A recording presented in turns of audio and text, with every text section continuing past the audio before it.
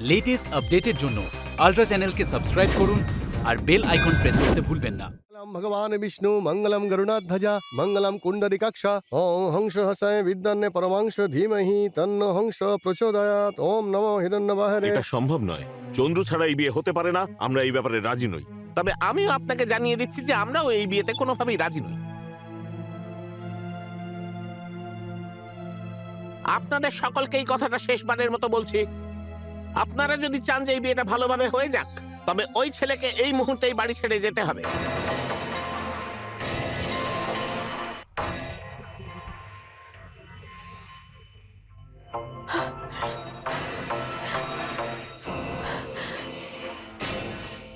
কৃষ্ণ, আমি বুঝতে পারছি না আমার কি করা উচিত। নিজের ছেলের খুশির জন্য আমি চন্দুর সাথে এটা কি করে। এবার তোকেই গিয়ে এটা বলতে হবে। একদমই না, অরবিন্দর বিয়ে হতে দেখার ইচ্ছে আমাদের সবার থেকে বেশি চন্দ্রুর ছিল, তাই আমি ওকে এখান থেকে বেরিয়ে যেতে বলতে পারবো না। তোমরা আমাকে ক্ষমা করে দিও।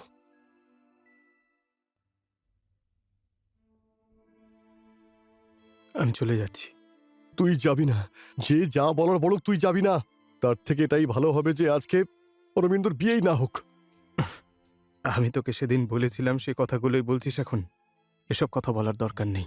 আমার বন্ধু অরবিন্দ, বাবা মা সবার সম্মান রক্ষা করার দায়িত্ব আমার।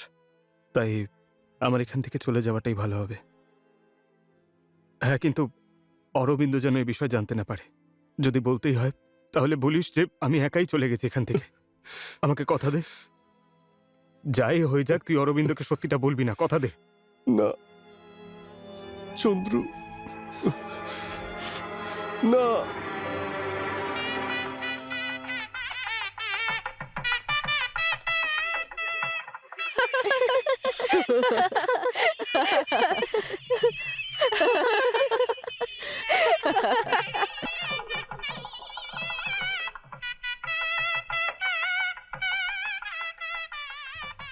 নিজের বন্ধুর বিয়েটা দেখার জন্য তুমি খুব এক্সাইটেড ছিলে না? এটা আমি তোমায় প্রথম শাস্তি দিলাম। তুমি যতই পালানোর চেষ্টা করো, আমি তোমায় ছাড়ব না।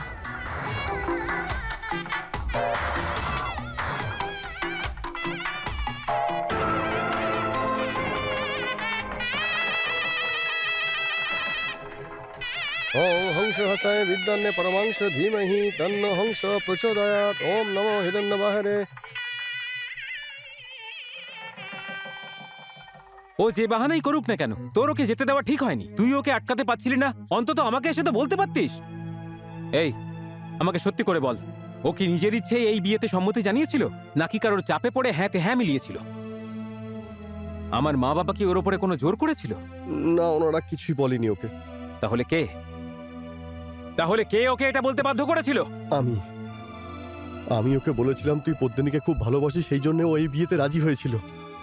কিন্তু তুই এটা কেন কারণ করলি? যদি এই বিয়ে না হতো তাহলে তোর পরিবার চন্দ্রকে খুব ঘৃণা করত, আর যদি ওই বাড়ি ছেড়ে চলে যেত তাহলে আমাদের অমৃতা ওর জন্য খুবই কষ্ট পেত। অরবিন্দ আমার কাছে আর কোনো রাস্তা ছিল না রে, সেই জন্য আমায় চন্দ্রকে মিথ্যে কথা বলতে হয়েছিল।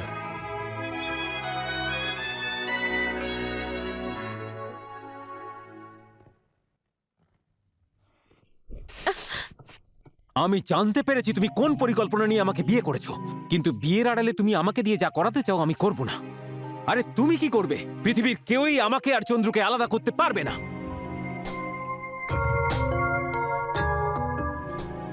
যদি ও এসে বলে তাহলেই তোমাকে আমি আমার স্ত্রী মানব।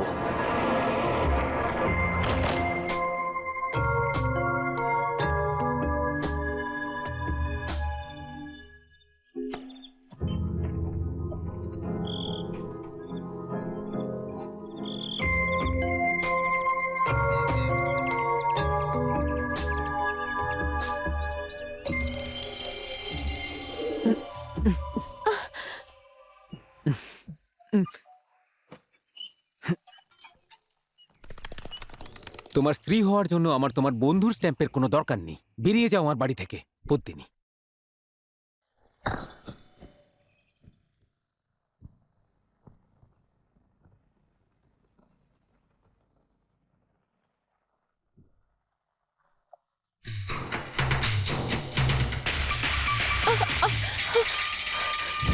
তার মানে তুমি কি ছাড়ো আমায়, চিঠির পেছনে তাহলে তোমারই হাত ছিল? ছাড়ো আমায়। তোমার এত সাহস কি করে হলো? মা, মা, ছাড়ো আমায়। বাবা জীবন, কি হচ্ছে এসব? সব সমস্যার মূল এই মেয়েটাই। এই দেখুন, এই চিঠি পাঠাতো আমার আর পদ্মিনীর সম্পর্ক নষ্ট করার জন্য। একবার পড়ে দেখুন ও কি কি লিখেছে। এই হলো সেই মেয়ে যে তোমার নাম করে আমাকে চিঠি পাঠাতো আর আমার ভুল ধারণা হতে থাকে। তোমার আশীর্বাদের পরেও আমি একটা চিঠি পেয়েছিলাম, সেই কারণের জন্যই আমি তোমার বেডরুমের ভেতরে ঢুকেছিলাম। সেই চিঠি ও আমাকে পাঠিয়েছিল। চুপ করে আছো কেন? ধরা পড়ে গিয়ে মুখে তালা লেগে গেছে? উত্তর দাও, সবাইকে বলো সত্যিটা কি। হ্যাঁ, আমি করেছি, আর এই জন্য করেছি যাতে আমি তোমাদের উপর বদলা নিতে পারি, বুঝেছো? আমি এই বাড়িতে জন্ম নিয়েছি, কিন্তু এই বাড়িতে আমার কি সম্মান? সবার জন্য তো ওই মহারানী, তাই না? তুমি আগে কাকে দেখেছো? আমাকে দেখার পর আমাকে ভালোবাসোনি, আর তারপর ও আসার পরে ওর পেছনে পড়ে গেলে। একজন পেন্টার আমার ভালোবাসাকে স্বীকৃতি দেয়নি, তাই জন্য আমি রাগ করে এসব করেছি। এসব কি বলছিস তুই, অসভ্য মেয়ে? আজকে তোকে আরে শেষ ছাড়, করে মারছিস ফেলবো। কেন? ছেড়ে দাও আরে ওকে, মেরে ফেলবো। ছেড়ে ছাড়তে দাও বললাম ওকে। তো তোকে। ও পদ্মিনীর সঙ্গে যেটা করেছে তা তোর বাঁচার অধিকার নেই। এই অসভ্য মেয়েটা আমার মেয়ে, ওর শাস্তি তো আমার পাওয়া উচিত। চুপ কর, ওর গায়ে হাত তুলবি না। আরে ছোট একটা মেয়ে ভুল করে ফেলেছে, কি এমন আকাশ ভেঙে পড়লো যে মেরেই চলেছিস? অভিরানী, গিয়ে ওদের দুজনকে সরি বলো।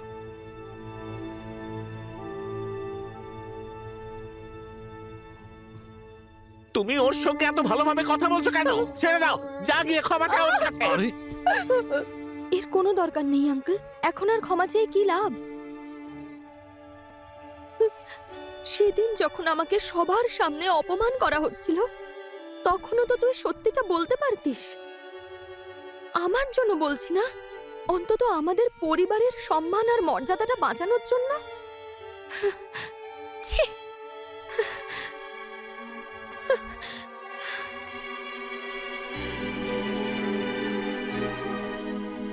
আমার বোন যা যা করেছে তার জন্য আমি তোমার কাছে ক্ষমা চাইছি।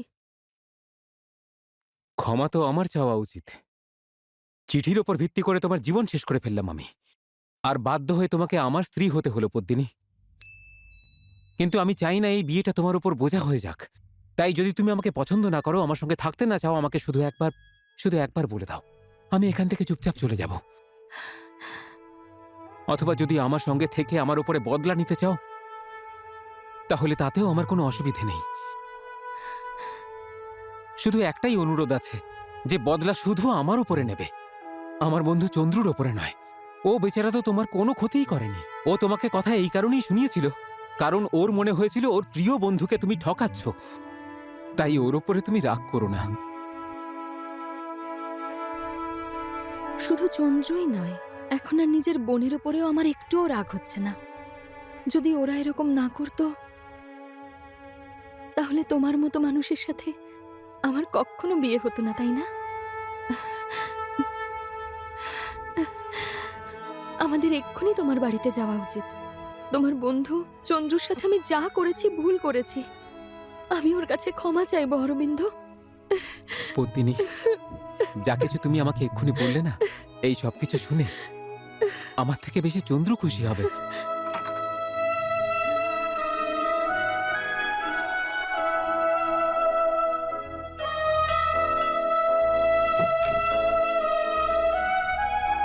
এসো পদ্মিনী।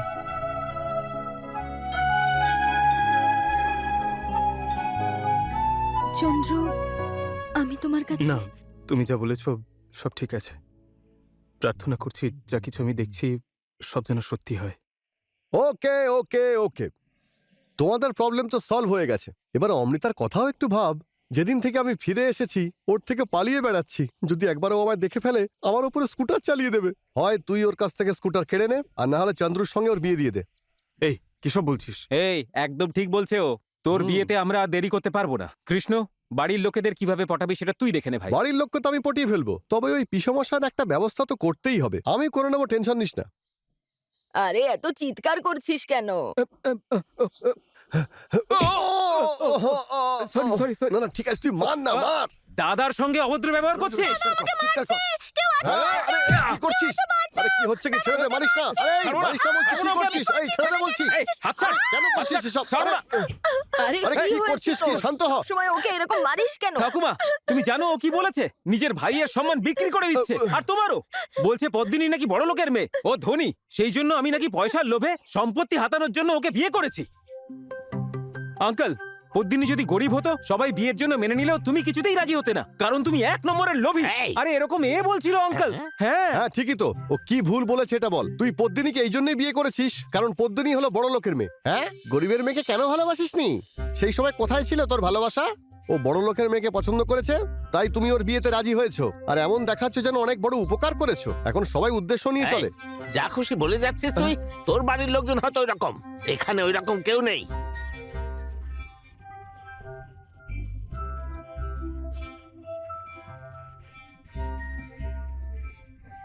শুনলি? এটা ওকে ভালো করে বোঝাও তো। মা অমৃতা, তুই আমাদের ব্যাপারে এরকম ভাবিস? তুইও যদি কোনো গরিব ঘরের ছেলেকে ভালোবাসতিস তাহলেও আমরা এটাই করতাম।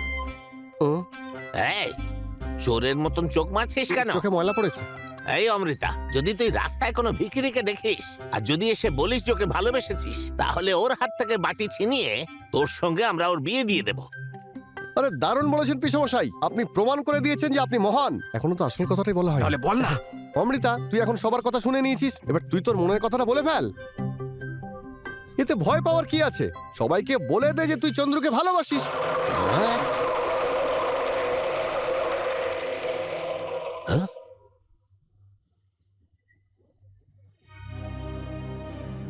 আরে একজন অনাথের সাথে আমরা আমাদের মেয়ের বিয়ে কি করে দেব? হ্যাঁ মা, এই বিয়ে কখনোই হতে পারে না। কেন হতে পারে না এই বিয়ে? এক্ষুনি আপনি বললেন ও যদি কোনো ভিখারিকে ভালোবাসতো তা ওর সঙ্গে আপনি বিয়ে দিয়ে দিতেন। আরে আমি কি করে জানবো যে তোমরা এটাকেই সঠিক বলে ধরে নেবে? আরে এসব হলো গিয়ে কথার কথা। এই বড় বড় কথা। দারুণ ব্যাপার কৃষ্ণ, তুমি তো দাদাকে একদম ফাঁসিয়ে দিয়েছো। গ্রেট। বলো তো এইসব আইডিয়া তোমার কোত্থেকে আসে? যদি তুমি একটা উকিল হতে না, তাহলে কোনো কেস তুমি হারতেই না। মজাটা বন্ধ হোক, এটা আমাদের মেয়ের জীবনের প্রশ্ন। দেখো দাদা, ও যদি ওকে ভালোবাসে তবে আমরা কেন বারণ করব? চন্দ্র খুব ভালো ছেলে, আনন্দের সঙ্গে ওর বিয়ে দেব।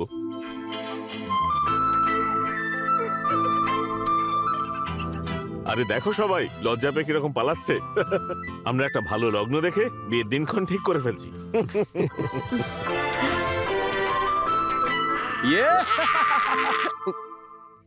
না, এই বিয়েটা হতে পারে না।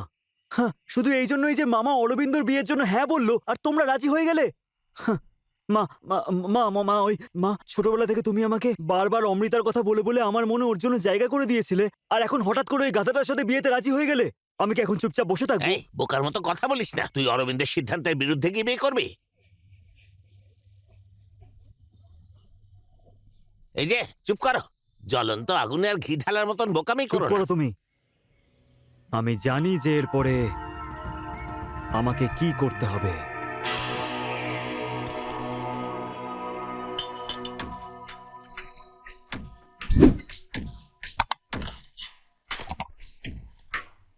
অমৃতা,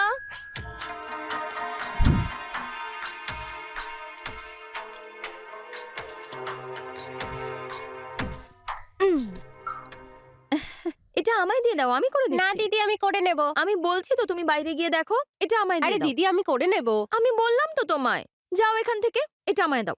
ঠিক আছে। হ্যাঁ ঠিক আছে, যাও। অমৃতা, তোমার দাদা আর কৃষ্ণমূর্তি মিলে পিসি, পিসমশাই, ঠাকুমার সবাইকে তোমার বিয়ের জন্য রাজি করিয়ে ফেললো। কি বলো? ওনাদের কি চন্দ্রকে তোমার জন্য পছন্দ ছিল না?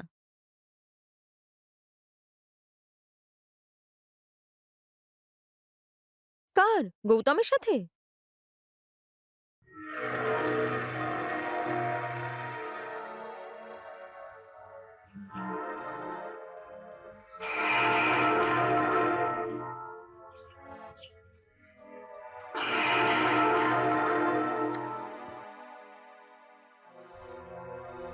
হ্যাঁ দিদি। তুমি গিয়ে নিজের কাজ করো, আমি নিয়ে আসছি। যাও।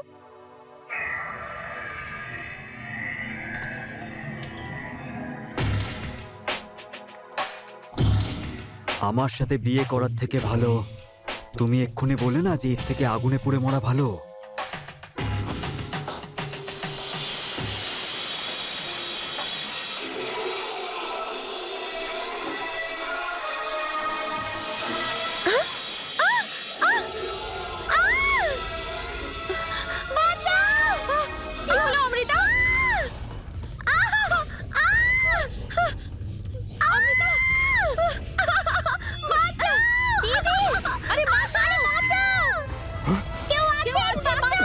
অমৃতা অমৃতা আরে, আরে, আরে, এই আগুন লাগলো কি করে? জল ঢালো ওর উপর। আরে, কম্বল দে। কি হলো অমৃতা তুমি ঠিক আছো তো? মা তুই ঠিক আছিস? ঠিক আছিস তো? কাঁদিস না বাবা, কাঁদিস না, সব ঠিক হয়ে যাবে, কাঁদিস না। আমি তো অবাক হয়ে যাচ্ছি, তোর কাপড়ের আঁচলে আগুনটা লাগলো কি করে? আমি জানি না কি করে লাগলো আগুন।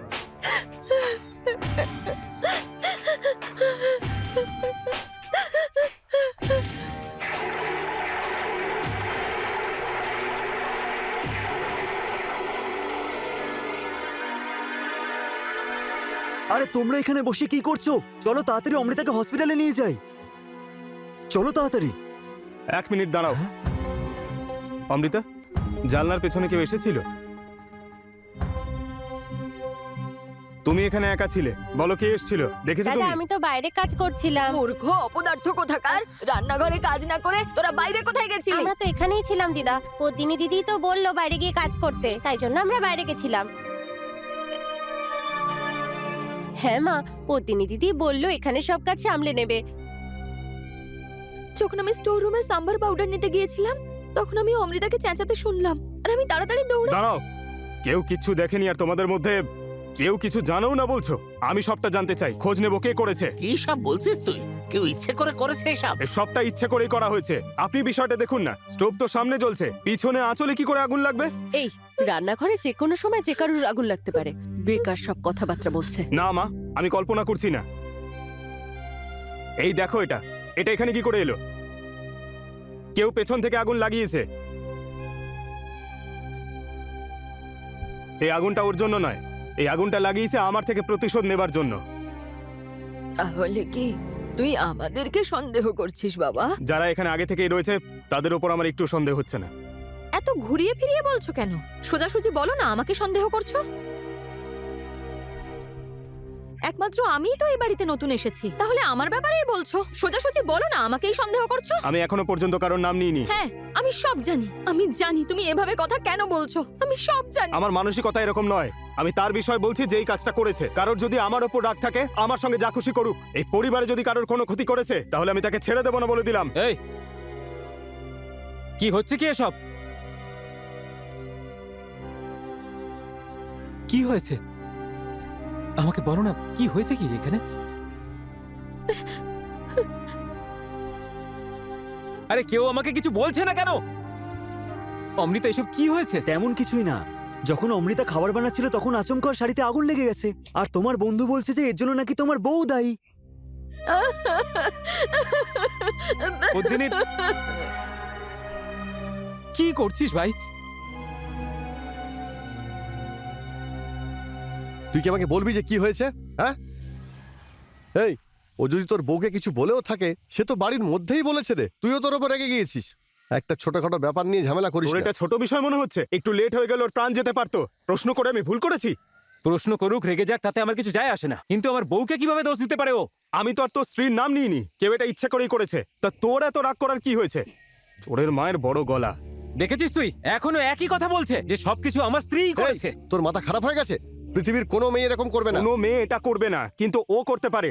কারোর সঙ্গে সম্পর্ক জুড়ে যাবার পরেও নিজের বেডরুমে অন্য ছেলেকে ডাকে। এই আমি বললাম তো বোঝার ভুল হয়েছিল। চিঠিটা ও নয়, ওর ছোট বোন লিখেছিল। পদ্মিনী কিচ্ছু করেনি। হ্যাঁ, তোর বিশ্বাস করার হলে কর, আমি করছি না।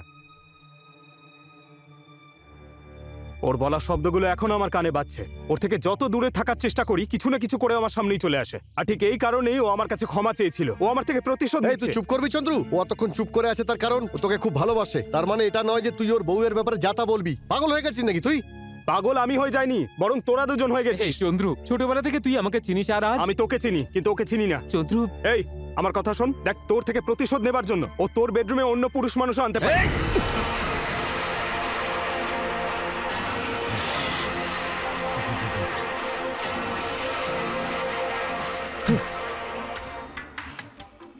এই অরবিন্দ, দাঁড়া। ছাড়।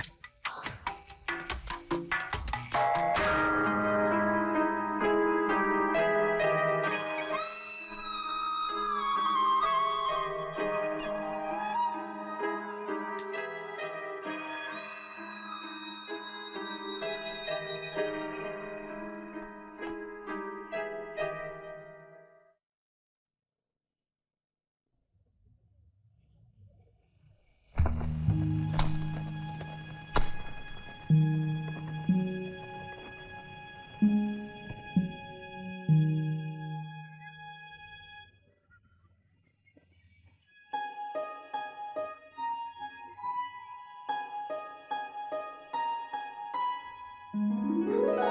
বাইরে কেন দাঁড়িয়ে আছিস? আয় ভেতরে আয়।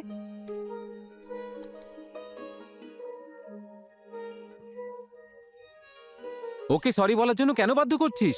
সরি তো আমার ওকে বলা উচিত। না রে, সব ভুল আমি করেছি। আমার ওভাবে কথা বলা উচিত হয়নি। আমাকে ক্ষমা করে দে ভাই। তুই রাগের মাথায় অনেক কিছু বলে ফেলেছিস, কিন্তু আমার ঠান্ডা মাথায় তোর কলার ধরা ঠিক হয়নি রে। আমাকে ক্ষমা করে দে।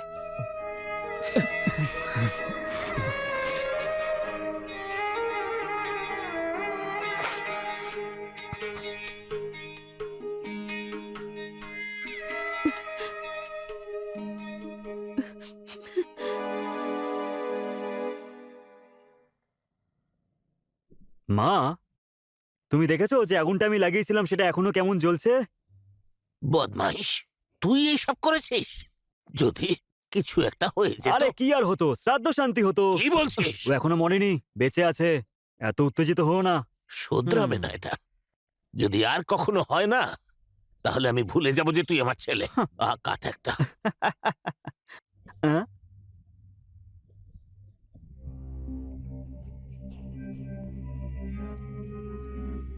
মা শুধু বাড়ি থেকেই নয়, ওকে পৃথিবী থেকেই বিদায় দিয়ে দেবো। আগামী উৎসবে যে গরুর গাড়ির প্রতিযোগিতা আছে, সেটাই ওর জন্য অন্তিম দিন।